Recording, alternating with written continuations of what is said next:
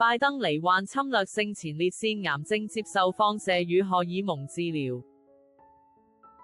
前美國總統拜登 Joe Biden 正在接受放射治療，以治療他於5月確診的侵略性癌症。他的發言人於美國時間週六證實這項新療程，並指出現年82歲的拜登已開始在家服用藥物。發言人表示，作為前總統前列腺癌治療計劃的一部分，拜登目前正在接受放射治療和荷爾蒙治療。治療預計持續5週，他已經開始服用荷爾蒙藥物。這是拜登治療過程中的最新發展。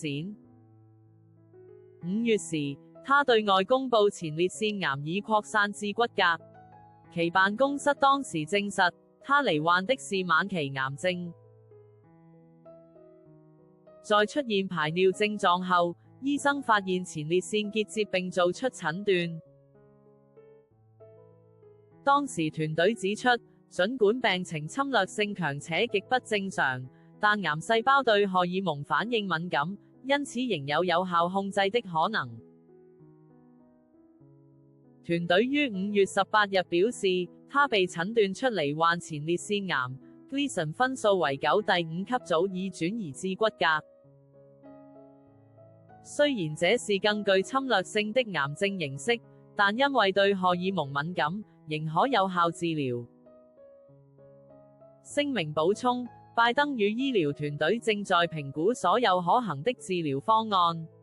Gleason 分數9代表癌細胞異常程度高，生長速度快。這項消息也出現在他被拍到頭部側面有手術疤痕的幾週後，該疤痕後來被證實是接受皮膚癌治療所致。發言人證實，他曾接受 Mohs 手術以去除皮膚癌病灶。